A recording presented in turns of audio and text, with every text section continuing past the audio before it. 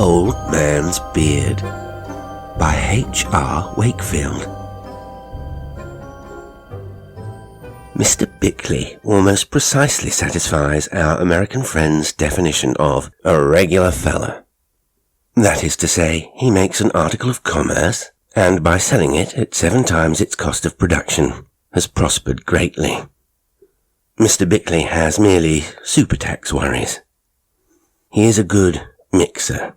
He knows 63 persons by their Christian names. He is always ready to talk golf shop, with particular reference to a gross 87 he once shot on a short course burnt to a cinder.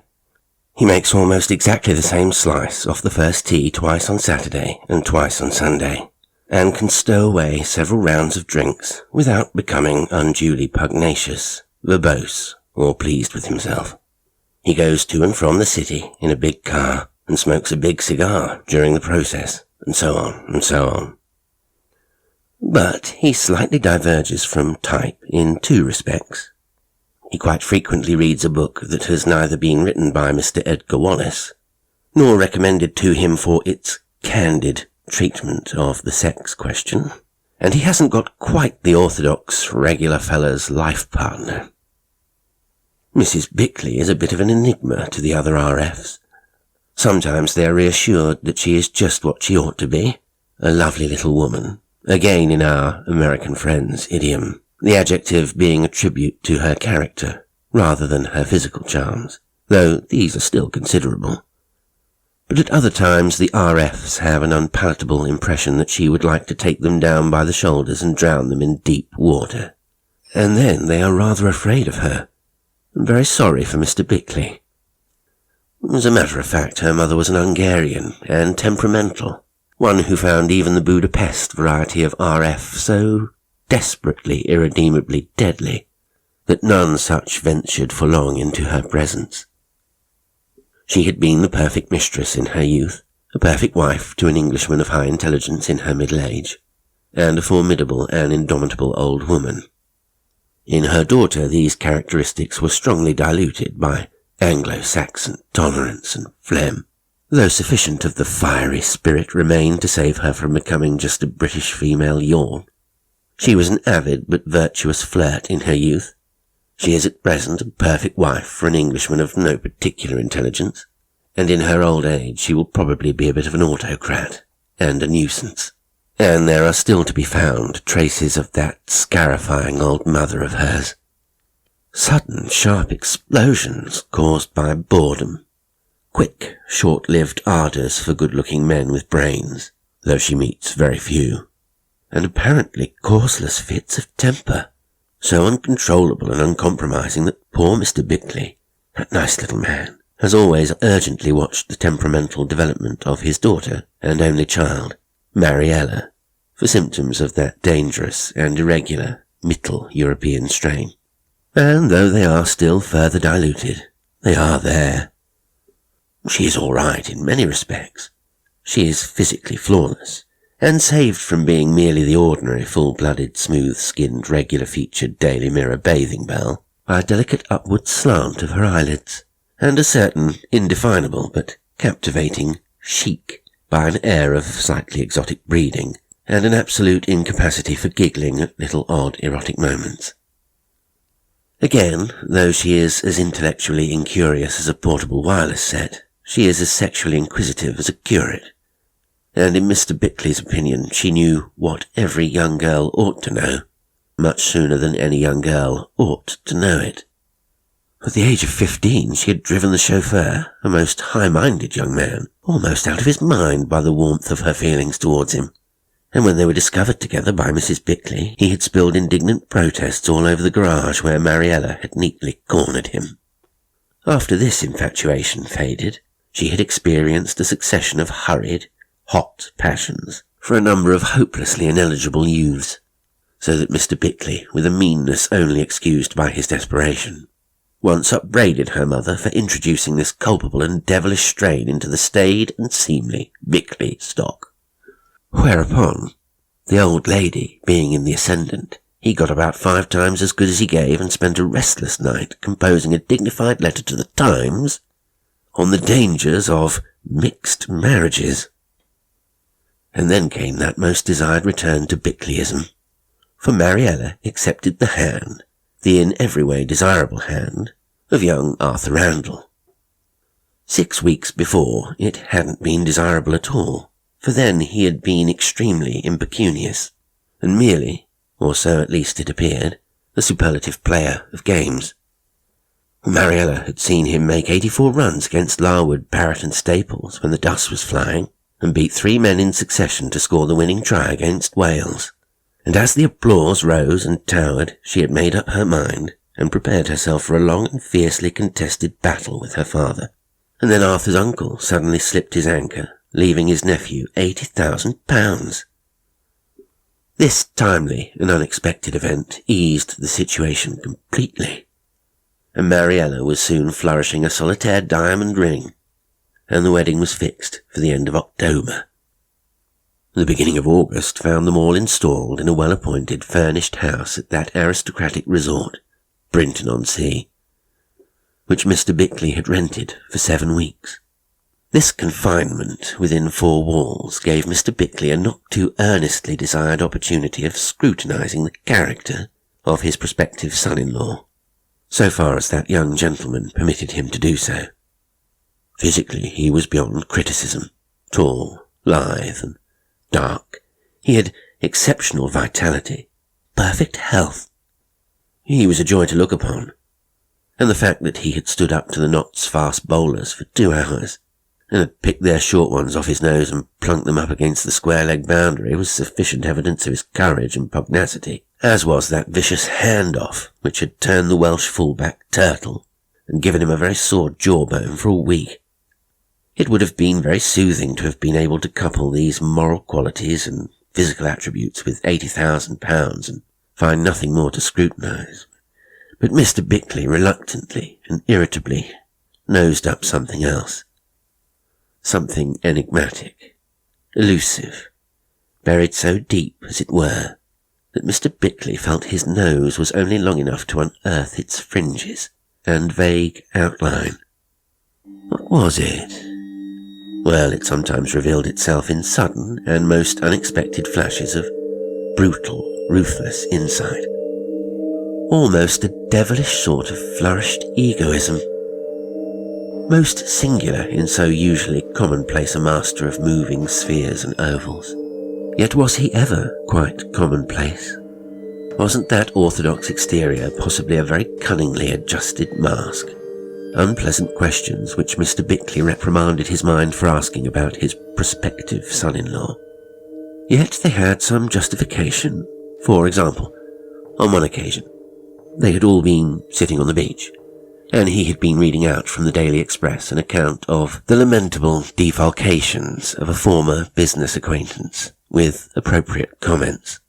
And then young Randall had suddenly stared into his face with a most ironical and piercing expression, and said, "There but for a spot of caution and the grace of old Nick went Horace Bickley," which was exceedingly rude, and he hoped unjustified. It had taken him very much aback, though both Mariella and her mother had seemed amused. And then again when they had been discussing a particularly unpleasant murder of a young woman by a solicitor's clerk, and marvelling how he could have brought himself to commit such an atrocity, young Randall had remarked with frigid detachment, "She probably bored him, and if by slitting her gullet he prevented her from boring anyone else, I consider he did a service to society." He said something unexpected and in bad taste like that quite often. Did he mean such things? He certainly appeared to. So he couldn't be quite ordinary. Was that a good or a bad thing? Well, Mariella wasn't quite ordinary either. All those difficult adolescent tendencies, now so pleasantly dormant, that her foreign blood explained but didn't eliminate, and other little signs here and there showed she had a slight streak of some kind. Perhaps their prospects of marital happiness would be increased by the fact that each was slightly peculiar. And certainly it was most reassuring that young Randall seemed so utterly devoted to Mariella. Fiercely and fanatically so. and she seemed to have concentrated at last in a sort of smouldering and unvarying way. Mr. Bickley had waded his way through the evidence to a fairly favourable summing up, when something else came to worry him. Mariella didn't seem very flourishing. The family GP had described her as the most flawless physical specimen he had ever examined, and the sun and sea and air of Brinton should have put the keenest edge on this brilliant Toledo blade, and the close presence of her lover should have made her spirit leap within her. But the actual result was depressingly different. After the first few days she seemed limp and lethargic, and snappy in the mornings. She shook this off during the day, but began to droop again at sundown, and showed a marked distaste for going to bed. Not a taste born of overmastering vitality, but something less reassuring than that. Something less readily explicable. Her mother had noticed it, of course, and was rather worried, had questioned her gently, and been testily repulsed. Look at her now, for example, just come in from bathing on such a glorious day, and young Randall gazing at her with such undisguised adoration. What more could she want? Yet she seemed shadowed, brooding over something. Well, she really almost looked ill, and yet, in a purely physical sense, radiantly healthy. It must be some mental trouble. But what conceivable reason could there be for it? Yes, she was looking in that way worse than he'd ever seen her look. Worse even than when he'd kicked that ghastly young dancing partner creature down the steps at home.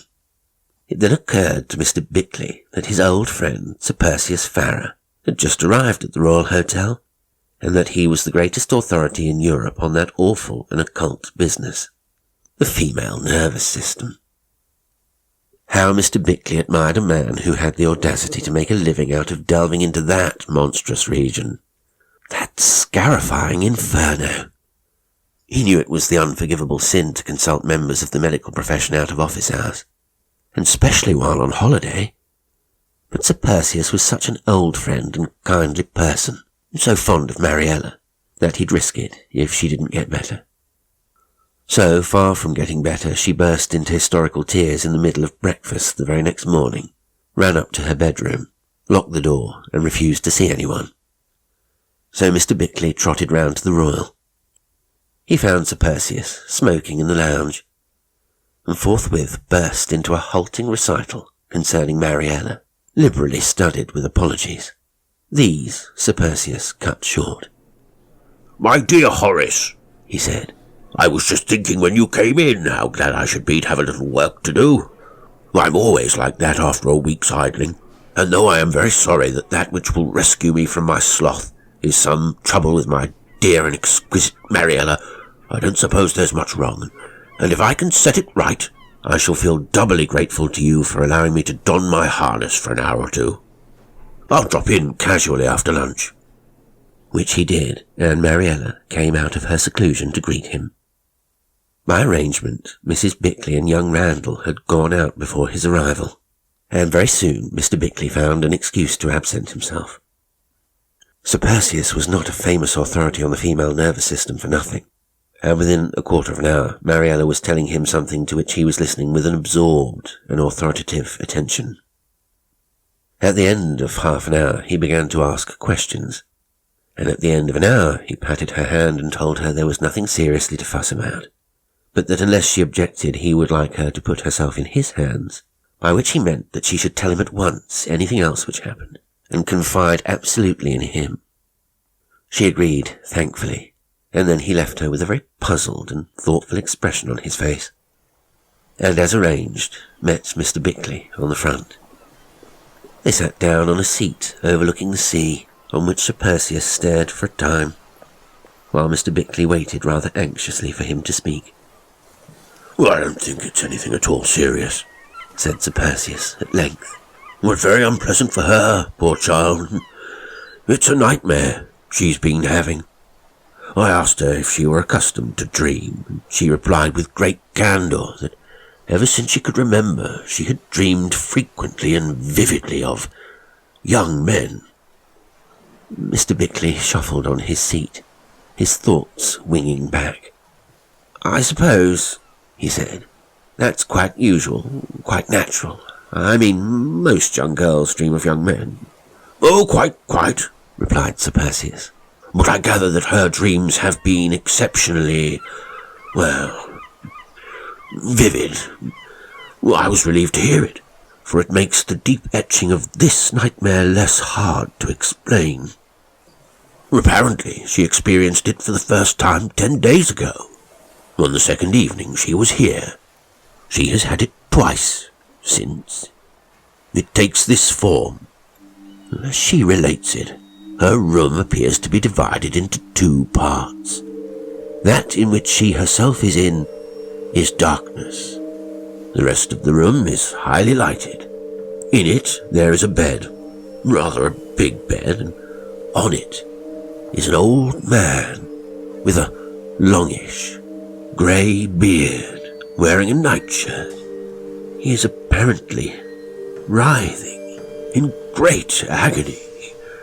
He is twisting over and over, his hands to his heart, his head flung back, and when he suddenly rolls over and drops from the bed to the floor and is hidden from her, then the light seems to spread towards her across the carpet, and she sees, between the bed and where she is placed, coffin on the ground, and it seems to her as though there must be many cracks in this coffin, for long grey hair is streaming through it, some coiled over the lid and some streaming upwards. And presently the lid starts slowly to rise, and then the whole room is in darkness, and she has the impression that something is moving towards her, and then bending over her, and she feels something spreading over her face. Hair, she thinks. She has a sensation of suffocation, and awakes. "My God!" cried Mr. Bickley. "That is foul, dreadful. Poor little girl, what a bestial, terrifying experience." "Yes," replied Sir Perseus. "It is one of the most disgusting and unnerving dreams of the kind I have ever had described to me. There must be some explanation of it. Recurrent nightmares of this type are invariably the echo, stored in the subconscious, of some sharp experience once upon a time recorded. That sounds obscure, and it is so, but I have known very many such cases. Can you recall anything in Mariella's short existence which, when regurgitated, as it were, might cause this beastly dream? Anything to do with a grey-bearded man, for example?" "Nothing whatever," said Mr. Bickley, emphatically. "I have certainly come across grey-bearded men in the course of business and so on, but I cannot remember that Mariella have met one. But what a lot of men Mariella has taken to," he thought to himself. "It is conceivable there was one with a grey beard, but it is excessively improbable." "I stress the detail of the beard," continued Sir Perseus, "because it seems to be the hair which sharply dominates this dream and chiefly disturbs Mariella's mind. For example, when she broke down at breakfast, it was because, so she told me, she saw someone with a grey beard pass by the window, which shows how sensitive she is to and preoccupied by the hair element, and I am convinced that she must have had some shock, long ago quite possibly, connected with a person so adorned, and that this vile dream is a throwback to this experience. I have told her to sift her memory for something of the kind. I am interested in her case, not only for professional reasons. I am very fond of her, and I feel it is up to me to exorcise this horror. She is too young and too innocent to be made a victim of such devilry. She has agreed to put herself in my hands and consult me at once if there are any developments. I will send her a sleeping draught, and I suggest she should not sleep alone. She had better have her mother with her in the same room, also a nightlight, and try to give her as amusing and tiring a day as possible. I certainly will, said Mr. Bickley, and I'm deeply grateful to you for taking up the case. If that isn't too alarming a way of putting it, she shall sleep in our room, and I'll move into hers. But good heavens, if I thought as I got into bed I was doomed to have that dream, I should never dare to close my eyes. Remember this, said Sir Perseus. If you actually had such a dream, it would not seem quite as dreadful as you expected it to be. That is an axiom of human experience. It is not quite as shocking to Mariella as you think it must be. Nevertheless, it is loathsome enough, and therefore we've got to be very gentle and swift-witted with her. Oh, these dreams. How often I've puzzled over them. I've always firmly maintained that they were distorted echoes of reality, though I know there is a school which regards them as nothing of the sort, but as reflections from another mode of consciousness, so that they can be prophetic. More than that, definitely another existence, as it were. So much so that if the dreaming faculty was fostered to its highest voltage, waking up might be equivalent to slipping into dreamland, and sinking into dreamland really waking up. But that is too hard a saying for my old cranium to digest. But the land of dreams is largely an unexplored terrain, or anyway unsuccessfully mapped and surveyed, and Mariella's case sharply reminds me of it. And now I must be off, my dear Horace. Don't worry, we will make her once more as sweetly light-hearted and fancy-free as she deserves to be. When Mr. Bickley got back to the house, Mariella had gone to lie down, but her mother and young Randall were awaiting him. He retailed to them a brief resume of what Sir Perseus had told him. Mrs. Bickley had one admirable trait. In moments of crisis, she acted first and talked afterwards, though most certainly she talked afterwards. So, with hardly a word, she bustled off to see about the changes of rooms and the purchase of night lights. Compared with young Randall's reception of the news, hers seemed almost callous and unfeeling, for he became highly agitated and upset to an extent that slightly surprised Mr. Bickley. For surely it wasn't as bad as all that. Young Randall went very white and cross-examined him closely and urgently concerning the details of Mariella's nightmare, and seemed more and more distressed at every additional detail of it. As if such minutiae made any great difference, wondered Mr. Bickley. How very much in love with her he must be. He felt compelled to impress on him that they must all do as Sir Perseus had decreed, and keep Mariella's spirits up, and her mind off her trouble as much as possible, and so on. But young Randall hardly seemed to be listening to these excellent platitudes, and if he hadn't been drinking a good deal when he came down to dinner, Mr. Bickley was no judge of the earlier stages of intoxication. Mariella, on the other hand, seemed better, and the doctor's visit had restored her confidence, and this was justified, for under the influence of the sleeping draught, she enjoyed 10 hours of dreamless slumber, and was very glad to have her mother by her side, and a tiny light shining between them. The next morning she was in excellent spirits, and once more keenly appreciative of those glances of masculine admiration and feminine envy, which she always evoked as she slipped her wrap from her shoulders and stepped slowly down the beach to the sea. She was, and still is for that matter, 5 feet 9 inches and a half in height, magnificently marshalled. The peculiar beauty of her figure is due to the fact that while she seems very long from hip to knee, she is 1 inch longer from knee to foot, and her torso, rippling, taut, and beautifully developed, is just exactly proportionately right.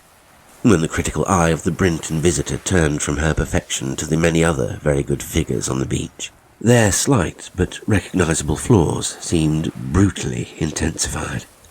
And then those tantalizingly lifted eyelids. Well, young Randall was deemed a damned lucky dog, so soon to have all those rare felicities to sample. Yet on that occasion he didn't look as if he sufficiently appreciated the fact. He looked morose and hardly said a word. A thick night, or a tiff, surmised the knowing onlookers. Sir Perseus looked in during the afternoon and professed himself quite satisfied with the patient, and for 48 hours he had every reason to be. But 3 nights later, Mrs. Bickley woke up suddenly and looked across to Mariella.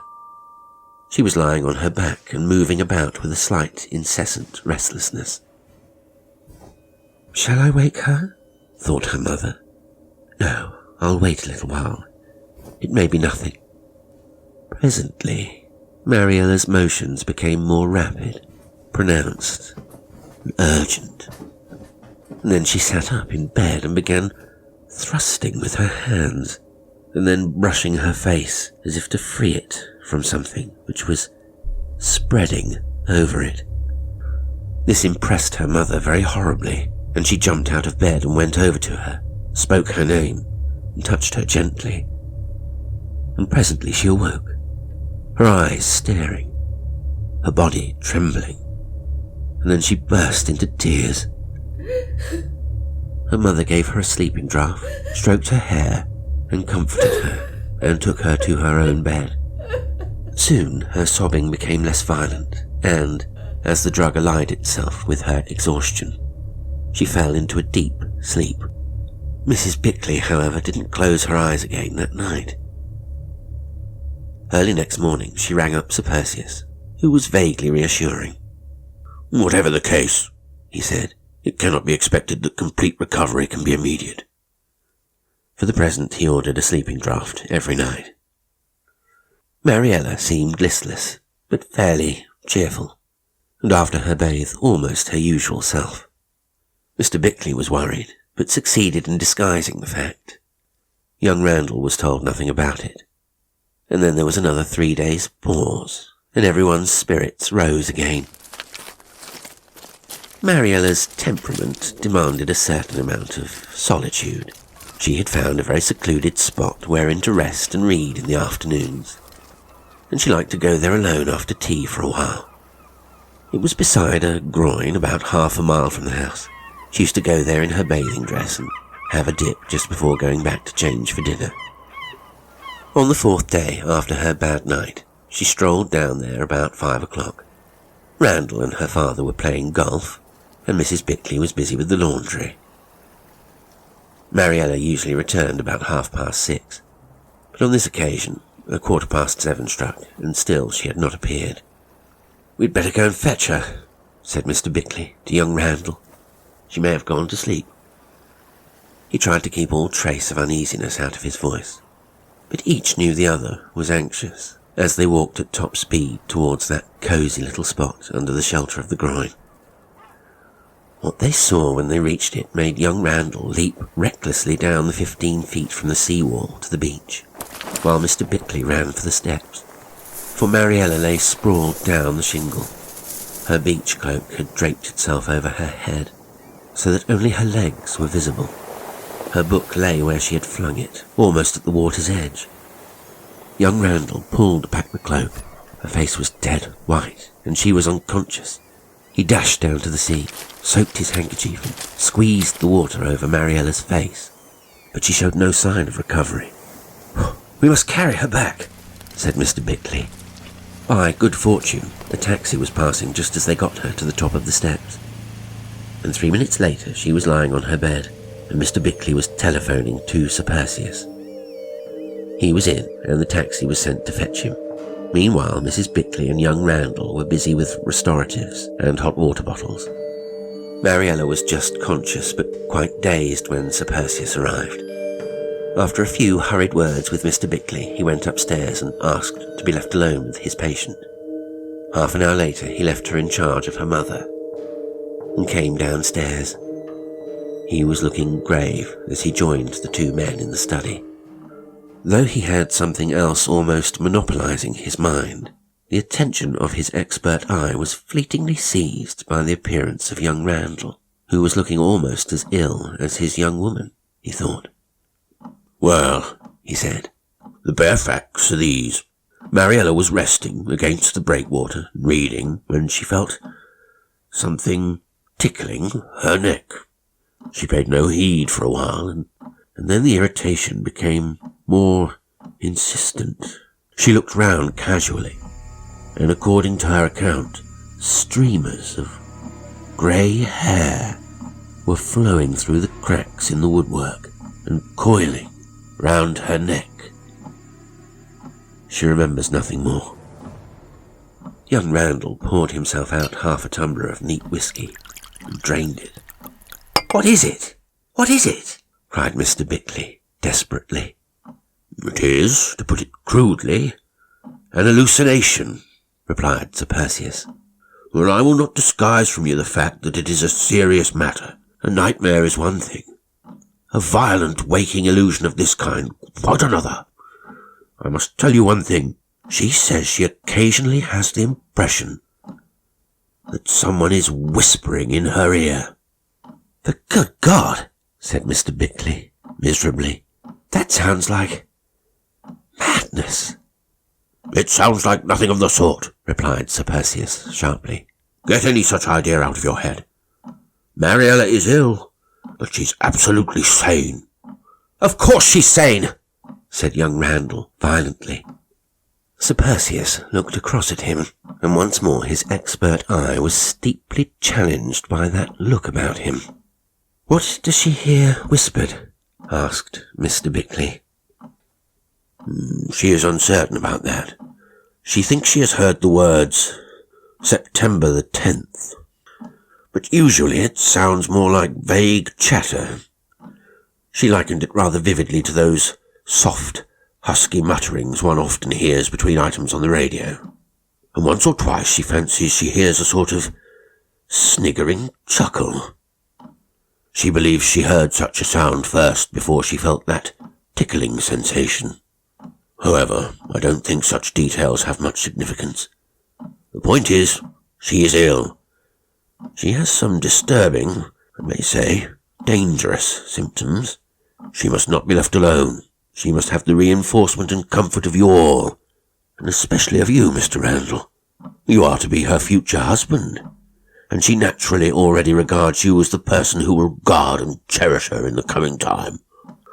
All this is inevitably a very horrible business for you, but you must do your utmost to conceal the fact in front of her." "Have you really ever known a case like this?" asked young Randall, leaning forward and regarding the specialist with a haggard and earnest gaze. "I mean, do people have such hallucinations without any real cause for them?" Sir Perseus paused before replying. "That depends on what you mean by a real cause. I have known similar cases, but only when, as I have told Mr. Bickley, some deep indentation has been made on the patient's mind from severe shock, psychic shock, I mean. I have read, of course, of some alleged phenomena reported from Eastern lands, which have always seemed to be hopelessly unsubstantiated. Witchery, hocus-pocus, mumbo-jumbo. If such phenomena can have any basis in fact, they can, in my opinion, be satisfactorily explained by the potent influence of autosuggestion on the primitive mind. It is significant that they seem to lose their force with the donning of trousers, but we are wandering from the point, the subject on hand, and I must go and get something to eat. Mariella," he concluded impressively, "is in great trouble. I do not wish to minimize the extent of that trouble, but she can and must be cured, and you too, and of course her mother, but you especially, Mr. Randall, can greatly assist the process of recovery by your tact, your love, your intelligent determination." Mr. Bickley saw him out, and while he was doing so, young Randall drank another half tumbler of neat whiskey. Mariella recovered slowly. The next day she had several attacks of semi-hysteria, and she insisted that everything grey should be taken from her room. And she had a strong but diminishing antipathy for hair, so much so that she asked her mother to wear a shawl over her head, and the latter cut away the ribboned streamers from the electric fan, because she noticed Mariella staring at them in a rather strange way as they fluttered in the draught. Young Randall spent several hours a day with her, and appeared to be attempting, without complete success, to be obeying Sir Perseus's instructions. The latter came every afternoon and was breezily chatty and reassuring, but it was a full week before his patient was well enough to come downstairs, though she had no relapse in the meantime. But Sir Perseus was less reassured by this than he allowed himself to appear. She never referred to her condition or trouble, and seemed indeed rather disinterested in her progress. And yet, so it seemed to Sir Perseus, she was psychically abnormal. Subtly so, almost as though she were entranced, hypnotized, though in a very sly, unobtrusive way. He attributed this vague spiritual eccentricity to shock, and he told himself that she would either make a slow but sure recovery, or relapse suddenly and violently and become past his aid. She talked very little, and paid the very slightest heed to anything anyone else said, and spent most of the day sitting in a chair on the beach and staring out to sea. Somehow she doesn't seem quite a free agent, thought Sir Perseus. Her mother, who hid a very deep distress with heroic success, and had become just the mother of a sick child, had formed the habit of waking up frequently during the night, but only once found anything to report to Sir Perseus, when Mariella suddenly sat up in bed and said, "Who's that whispering?" and then sank back again and went to sleep, though she muttered at intervals, as if discussing something almost under her breath with someone who was visiting her in her dreams. That happened during the early hours of September the 9th. On the next morning there was a remarkable change in her. She came down to breakfast in her bathing costume, and seemed her old, carefree self. She talked away, fluently and flippantly, and one would have judged she kept no remembrance whatsoever of any displeasing experiences.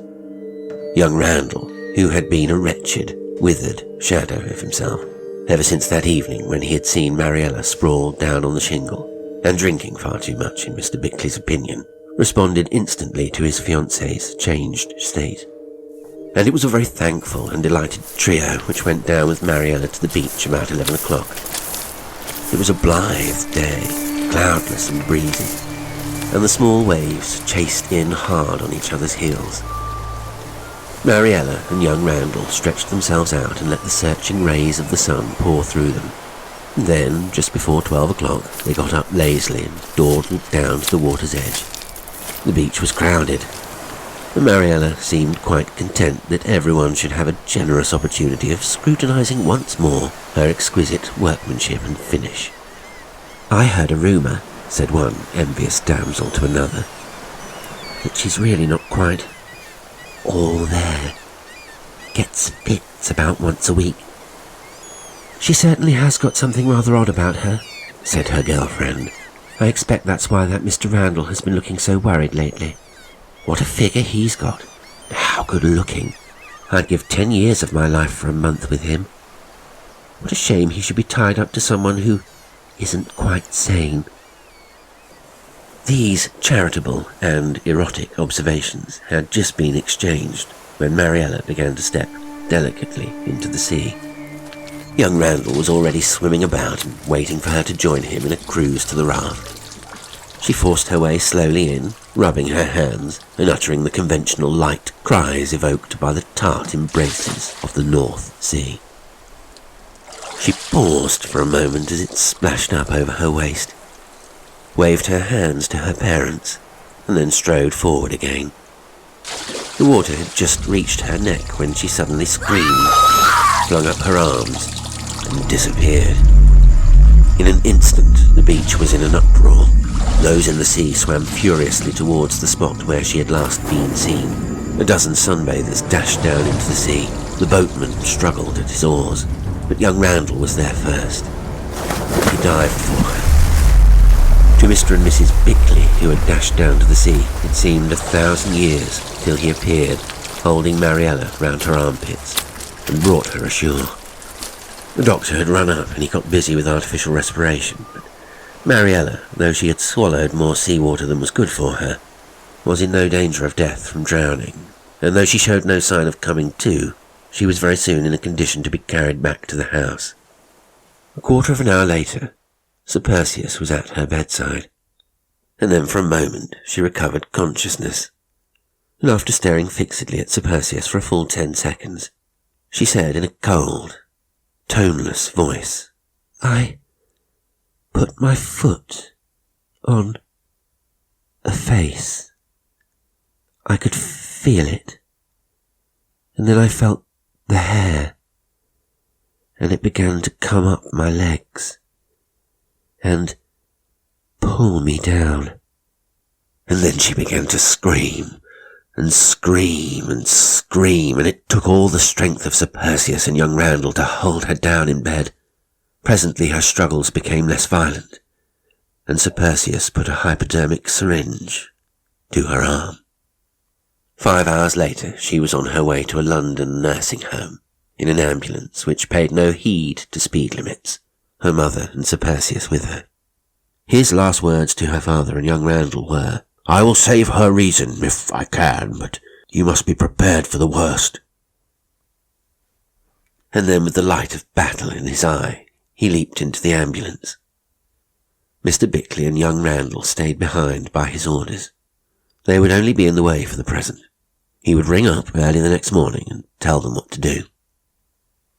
Mr. Bickley, who spent the evening in deep and melancholy reverie, hardly noticed the absence of young Randall.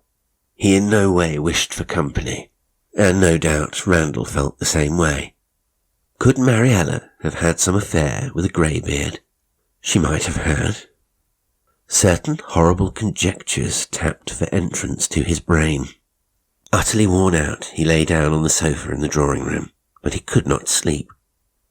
At 7 o'clock a maid came in and handed him a letter. To his surprise, he recognized young Randall's writing on the envelope. He opened it and found it contained 2 separate enclosures.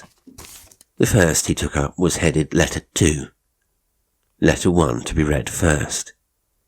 So he unfolded number 1 and read as follows.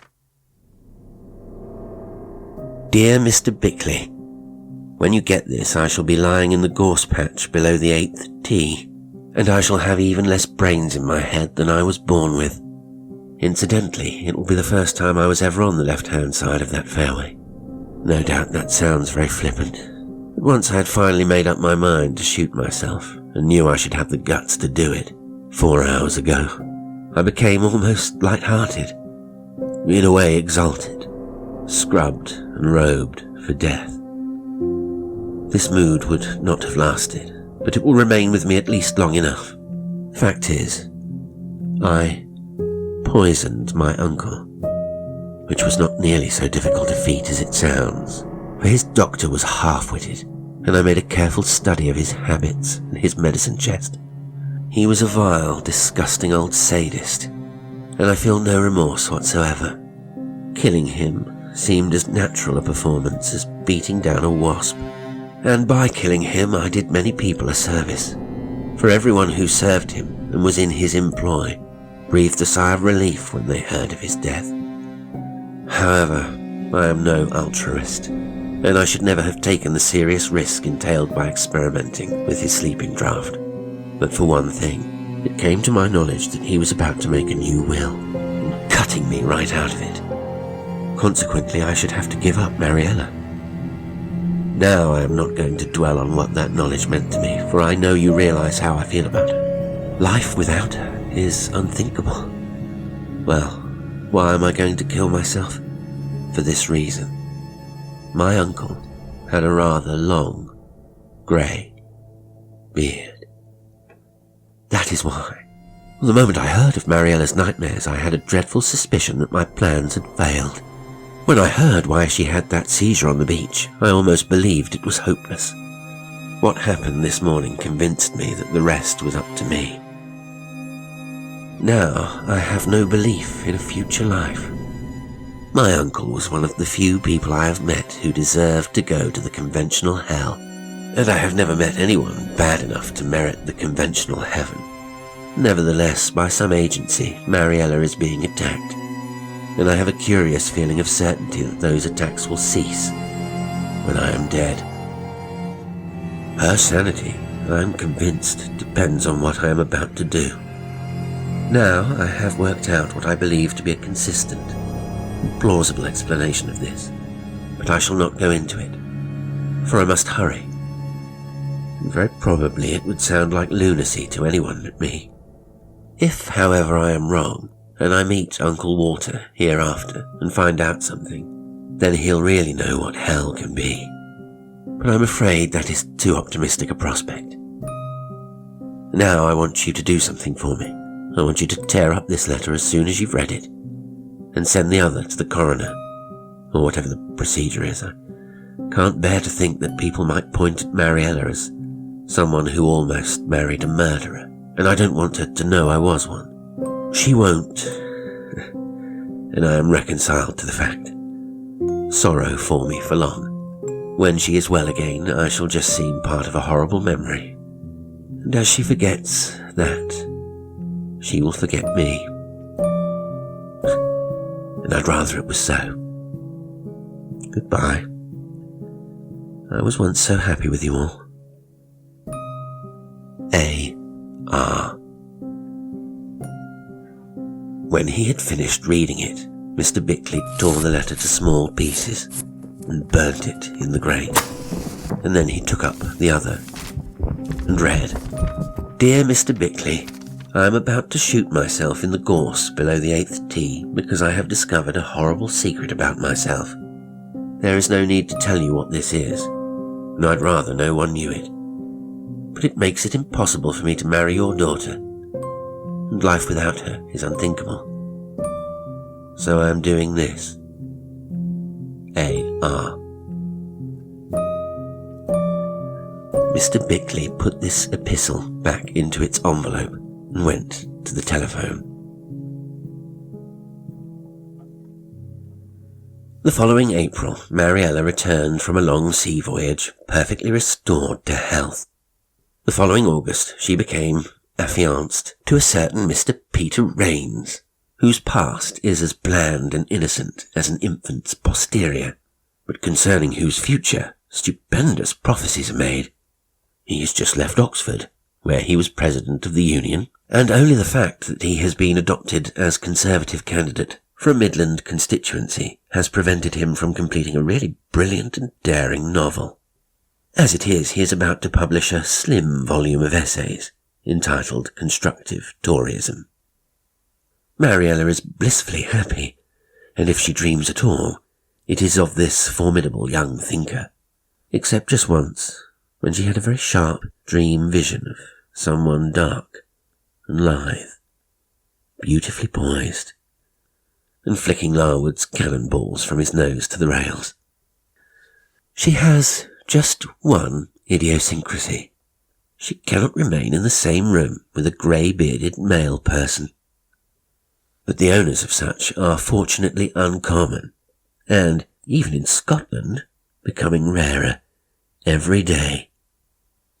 Mr. and Mrs. Bickley are very well indeed.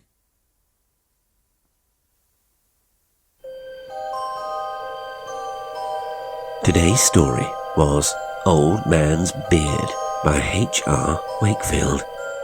It was read by Jasper L'Estrange. If you enjoy the show and would like to support me, there are several ways you can do so. You can make a one-off donation through Ko-fi. You can join as a YouTube channel member or become a patron on Patreon and make a monthly contribution, gaining access to exclusive content. Liking, commenting, sharing and subscribing all help the channel grow. Thank you for listening, and until next time, sweet dreams.